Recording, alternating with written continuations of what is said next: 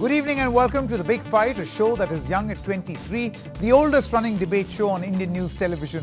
I'm Sanket Upadhyay. So the Congress party managed a decisive win in Karnataka. It was a fantastic victory for the Congress party. They were able to bury their differences, get all factions together. But many analysts say that this was only up until that point where they won the elections. Because after that, for a few days, we did see those differences come out in the open. However, even those, we are being told, have been settled. But the thing is, you see, this is increment and appraisal season, which means the assessment of your performance happens, your boss does that, and then after that, he gives you a key result area for the next year. What is the KRA for the next year? So for these Congress leaders, the next KRA is going to be Lok Sabha 2024. And for many of these national players in the Congress party, their KRA or examination is only a few months away because there are many other electoral challenges up ahead. So how does the Congress party find itself in this electoral contest? Does this give them the confidence that they need, the might and the muscle that they need to fight this electoral battle, not just in 2024, but also in Rajasthan, Madhya Pradesh and Chhattisgarh? So on The Big Fight, the big question that we ask is, Karnataka win for the Congress, do they now have a fighting chance in 2024? I would like to introduce our guests this evening. Shehzad Poonawala is the BJP spokesperson with us. Thank you very much.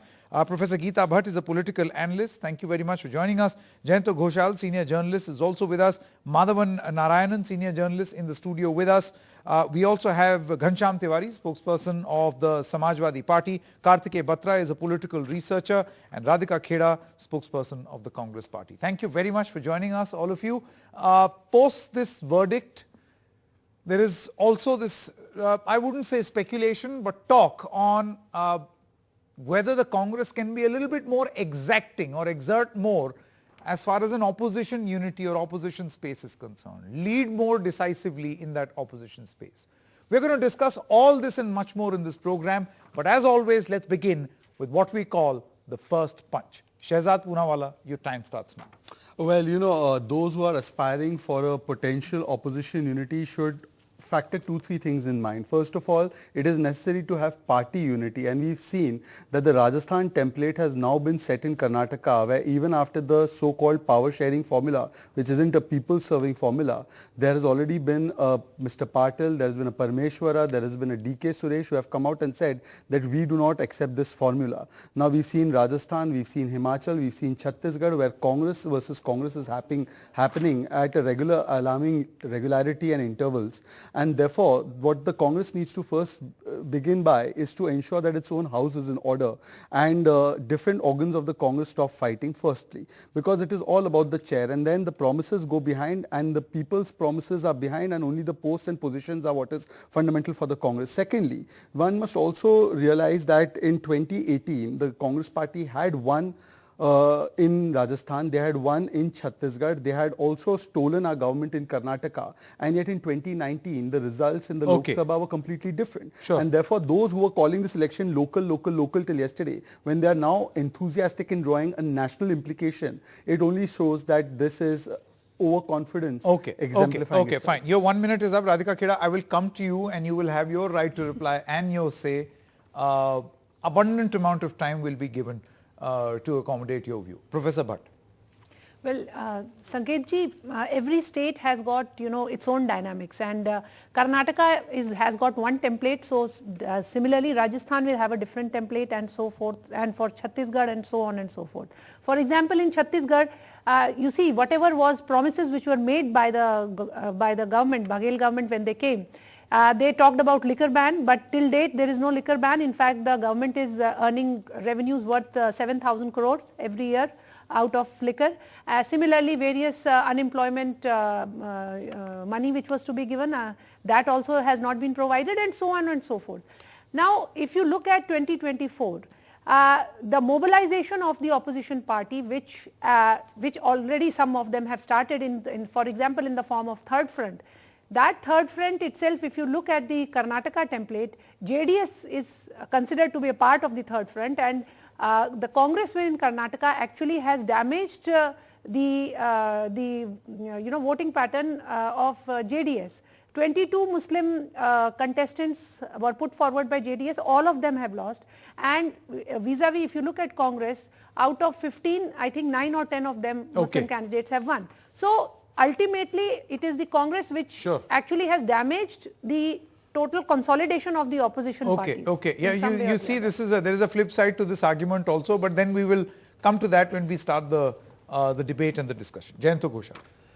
You know, in Congress, inside Congress, as a journalist, I have observed, I covered Panchmadi session, it's a history. There is a two school of thought. One school of thought is that Congress is a pan-Indian party. We cannot restrict ourselves only few states where we have strength. We have to put candidates everywhere because we are a pan-Indian party. We should not behave like a regional party. The other school of thought, actually in Panchmadi, Arjun Singh, and they were in the opinion that we should go for coalition. We should forget that old feudal jamindari mindset. So that was the counter argument. Still the debate is on that whether we will go with the regional parties where we don't have the strength. So now the Mamata Banerjee, Nitish Kumar, Kejriwal, all these regional leaders are saying that if you fight election in West Bengal, in other Delhi, Punjab, then who will be the beneficiary? Because in Karnataka also, if there is a third space, if the polarized situation, Congress versus BJP, then the direct fight and good, not good for BJP. It's an important point that you're making about opposition unity. That but is Congress ready to sacrifice the 7 seats of Delhi, and that too armed with the confidence of a victory, which they have just got. After this victory. Mr. Madhavan Narayan. Yeah, let me put it this way. Congress is a political party, Indian National Congress, but Congressism is an ideology. If BJP is to be compared with Congress, BJP has a strong cultural and traditional and somewhat religious orientation, whereas Congress has a socio-economic agenda of both consolidation and transformation. That is not going to go away. So Congress remains relevant as an ideological force. The real question is, after Karnataka, has it bounced back as a political force in a party scenario? So let me point out that in Rajasthan and in Himachal Pradesh and in Chhattisgarh, Congress is already in power, and Karnataka really gives it a certain impetus that was perhaps lacking. Does it make Congress a potential nucleus for opposition unity? I would not say yes right away because of certain factors which Shehzad and others have spoken about, which is that it still has some internal issues to sort out, especially on leadership as well as relationship with regional parties. But let me also say that... I'm going to come back to you because that 1 minute time is up, and also, should we necessarily be looking or extrapolating the result of one state and reading it as success in the other? Will that be a correct assessment? Even that can be a subject matter of discussion. We'll come to that. But Ghanshyam Tiwari, your opening comments. Greetings, Sanket, to you, the viewers and my fellow co-panelists. To start in Hindi, Karnataka में BJP की नाक cut गई है. So much like in Ramayana, Surpnakhas की जब नाक कटी थी, that set the moment of the fight between Ram and Ravan. देश की जनता राम है, and कर्नाटक के चुनाव ने बता दिया कि बजरंगबली कहां खड़े हैं और बजरंग दल कहां खड़ा है. सो कर्नाटक से जो भारतीय जनता पार्टी की लंका ध्वस्त हो रही है, वो केरल में ध्वस्त होगी, तमिलनाडु में ध्वस्त होगी, तेलंगाना में ध्वस्त होगी, और चलते चलते बिहार में ध्वस्त होगी, महाराष्ट्र में सुप्रीम कोर्ट के जजमेंट के साथ ध्वस्त होगी.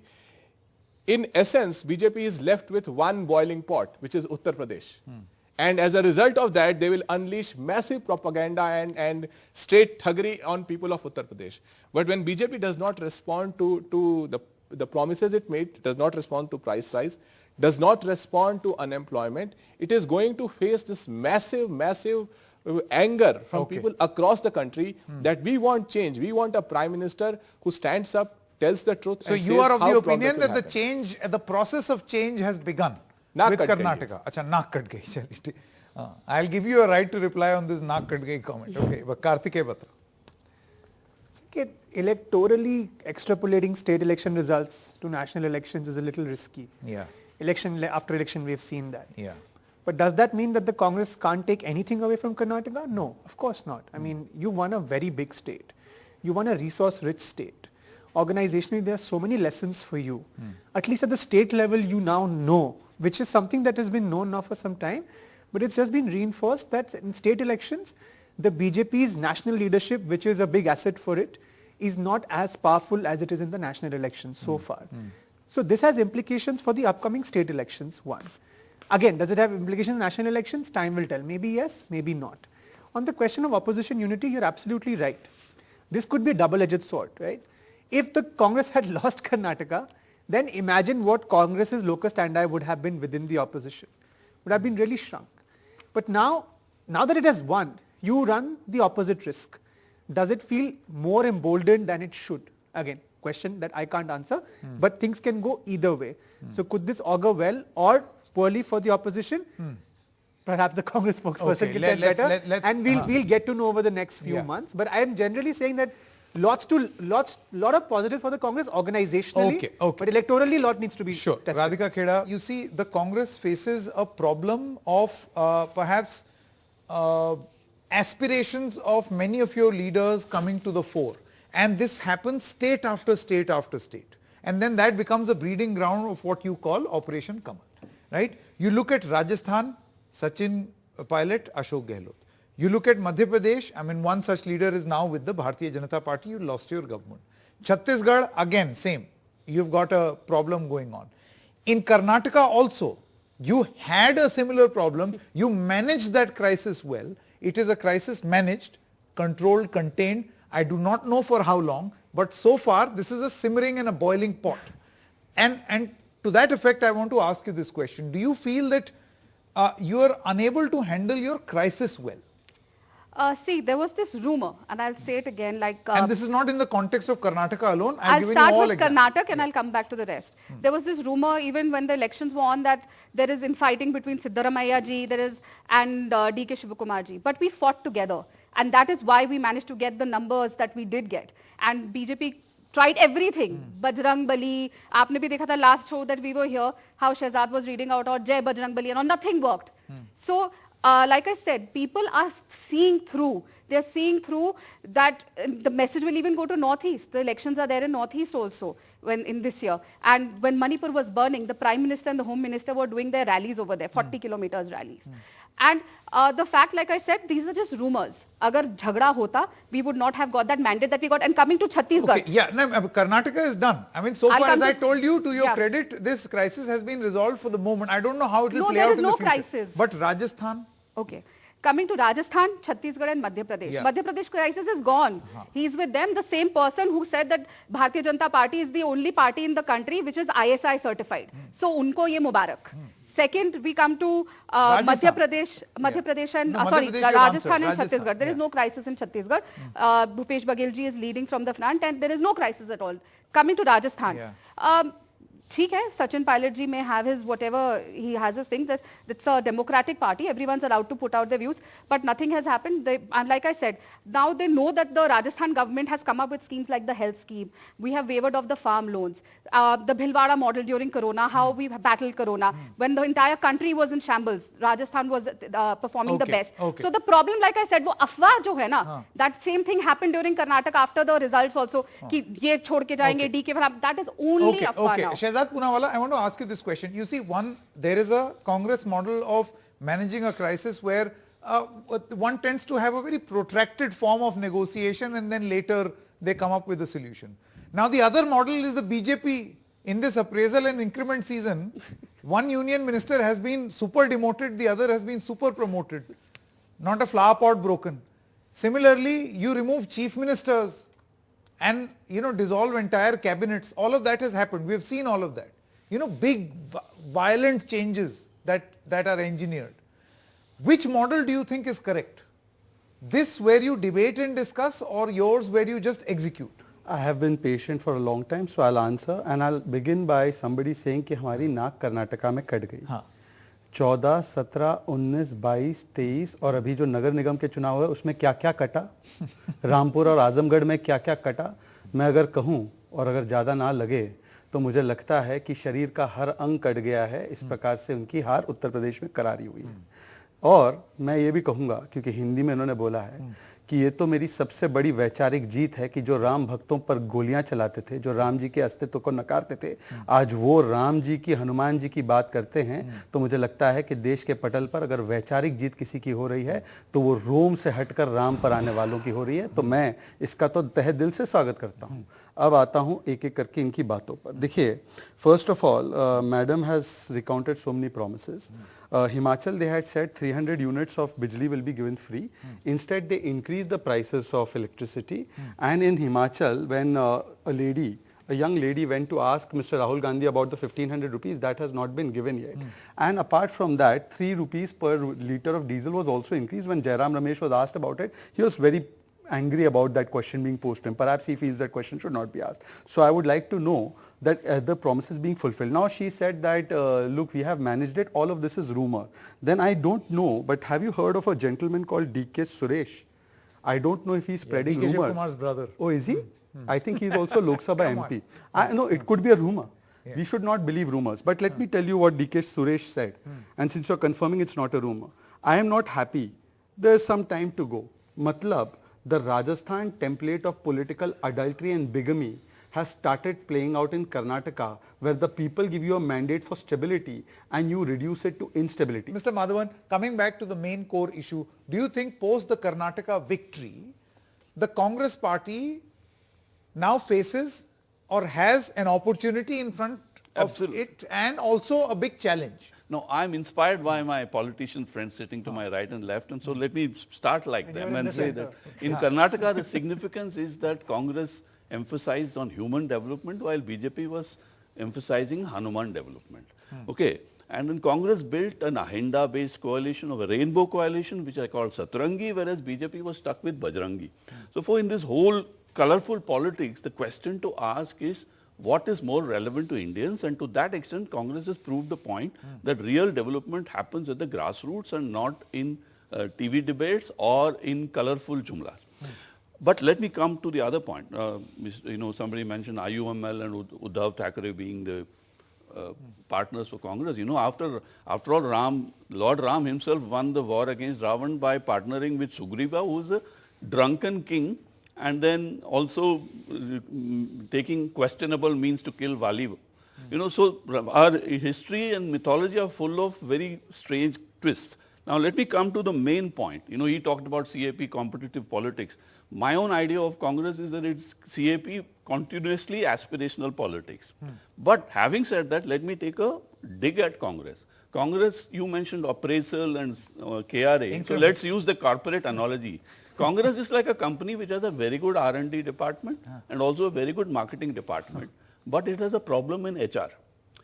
People keep leaving, there's a high attrition rate, and people keep coming back, and it's very confusing. And even the CEO, who really knows, people are going and talking to an ex-CEO, who after getting authorized by the current CEO, so the company does have a management problem, and if the management problem is solved, then it can actually put its great product which has been developed in Karnataka through R&D. And Chhattisgarh was a very good example. I mean, it was very illustrative to listen to Radhika. So let's face it, Congressism has a strong socio-economic platform, but it has, this aspiration has become too much of, one-upmanship. And, the Congress needs a pilot and it's not Sachin. So we're building towards 2024. I think that was the main crux of this show, right? So here are two very different things. One is about opposition unity. So I think we don't give enough credit to the fact that Congress's alliances with most parties are settled in most big states. Maharashtra, Jharkhand, Bihar, Jammu Kashmir, Tamil Nadu. I don't think they have any problems because with alliances. Because therein the Congress and the partners' vote is not substitutable, it is complementary. Where do they have a problem? They have a problem in Telangana, Delhi, Punjab and West Bengal. Because there the votes are substitutable. Those are the three factions that Mr. Nitish Kumar is trying to woo very actively. Do you see? That's what's happening, right? At the same time, what the Congress has now very clearly made clear is that it is going to stand for, this is from Mr. Narayanan's point, that social justice has become a major thrust of the Congress's campaign right now, and at least for the last few months they've been carrying on. If they carry this on with consistency, at this point they have a Dalit president, 3 OBC chief ministers, an upper caste chief minister. They have everything in terms of the social composition going, they can market this. At one point, if social justice becomes a major thrust of their whole campaign, and they've also asked for the caste-based census, right? It will become increasingly difficult for the opposition parties to not join them. So there could be that angle as well. But at the end of it, I think if a credible challenge has to be mounted next year, cooler heads, smaller egos will have to prevail in the opposition Where? camp. In the Congress or in the opposition? General opposition camp, I would say, both Congress and other parties. Okay. No, Sanket, 1 second. First of all, quickly, Karthik is very articulate, but he's got one thing fundamentally wrong. What? In Maharashtra, their alliance is absolutely not solidified. They fight daily. I don't think he's from Maharashtra. I am. On the Savarkar issue, they don't see eye to eye. There was a virtual split in the Mahavikas Aghadi. In fact, everyone jokingly calls it Mahavichitra Aghadi, and you're absolutely wrong that their votes don't clash. In fact, let me tell you, the Uddhav Sena faction does get a part of the NCP and the Congress vote bank, but it is not transferable back to them. That's an alliance issue we also faced when we had let me complete now. So their alliance in Maharashtra, for instance, is not settled. Maharashtra has the second largest number of MP seats after Uttar Pradesh, first of all. So it's completely wrong on fact. Secondly, let me tell you that the template that Mamta Didi has said just now, that no-go zone for Congress where we are strong, and wherever Congress is strong, you fight there. Now, please tell me, according to that template, is Congress willing to give up Telangana? Thirdly, again, Karthik gets it wrong that, please understand, as far as the social coalition politics is concerned, the first time a Prime Minister from the OBC community who continued to finish his first tenure and continue to his second tenure has been given by the BJP. The maximum number of SC, ST MPs come from the BJP. The maximum number of OBC MPs come from the ministers come from the BJP. Yeah, okay. On one second, sir, let me complete. Can I come On the please? caste census, the caste census, OBC caste census was done in 2011, and the Congress leaders, including Mr. Makar and others, said that we will not release it. It is divisive. Mr. Chidambaram took that position. Mr. Kharge was recently asked about it. He had no firm answer as to why they did not release it. And the Supreme Court has now put a stay on it after the matter went to the Bihar High Court. Please let me complete. Let me complete in 20 seconds more. Madhavanji is right. The Congress is like a company, except that it is a family limited company which has gone bankrupt. And therefore, except for the members of the family, nobody else gets to decide. Mr. Kharge himself, despite being the president, doesn't have the confidence that he's the high command. And therefore, all of these, I understand that all of these somewhat vishleshans can be done, some out of objectivity and some out of preferences. But all I'm saying, it should be rooted in facts. Okay, fine. No, So no, two I facts. have a right to reply, Sanket, on Okay, this. sure, A couple of sure. facts, right? I am not in a confrontational relationship with Shehzad, and good luck to me on that. So I'm not saying that they're mutually exclusive, right? Second point that he raised. That You it's said an their OBC alliances are settled. No, wait. Can I? Yeah. Your second point, right? That OBC Prime Minister and so much representation in the cabinet. I'm not saying that the Congress is doing more than the BJP. I'm just saying that Congress is doing it. I didn't say the BJP isn't doing it. So you can compete on that, No, right? but on your first point, yeah, you coming said alliances to are that. settled. Coming to that. Are the seats in Maharashtra settled? Can One. I, Shehzad, please? See, of course, in Maharashtra, whenever there are 3 parties, it won't be 100% settled, but it's not like, say, Uttar Pradesh. Now, I think Shehzad comes from Maharashtra, but from my understanding, at least regionally, it is very clear which party is strong in which area. It's not broken to the point where they're separated. I'll tell you, That's the Sanket, point. it's very clear in Maharashtra, Vidarbha, Congress is strong.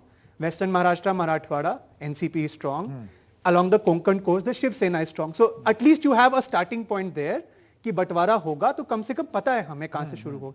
That was my limited point. Now, if Shehzad expects me to only point out clean, glitchless alliances, then I don't think anybody can point to They're any not even alliances. the BJP. Coming to 2 very important things here. They are very bothered about our alliances. Since 2014, more than 16 partners have left the NDA, citing the fact कि आपने गठबंधन धर्म नहीं निभाया. उसमें वो अलगावादी party भी है, बीडीपी, पीडीपी की, जिनके साथ इन्होंने पाकिस्तान का धन्यवाद किया था चुनाव कराने को, including TRS in now the Bharatiya whatever his name, PRS. Then you have the Shiv Sena which they broke, and you have the Shiromani Akali Dal which has forever been with them. There are lots of other parties which have left them. So please, you first focus on apna ghar. We'll do what we have to do. Don't bother about us. Second thing, he's talking about itne scheduled caste hai, itne scheduled tribe hai, itne OBC hai. Please tell me, how many Muslims are there in the Indian government's cabinet today? Please tell us. If you're talking about equal representation, if you're talking about Sabka Saath, Sabka Vikas, how many Muslims are there in Modi ji's cabinet? I would like to ask the Bharatiya Janata Party spokesperson. He has an answer for everything. Please tell the nation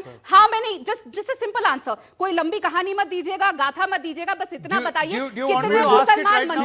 Yes. Ironically, Just a number. How many mantris? What is the answer? Very important. Zero. She just now said. One more. She just now said that the PDP is an anti-national party we had an alliance with. Currently, the PDP is part of their Gupkar alliance.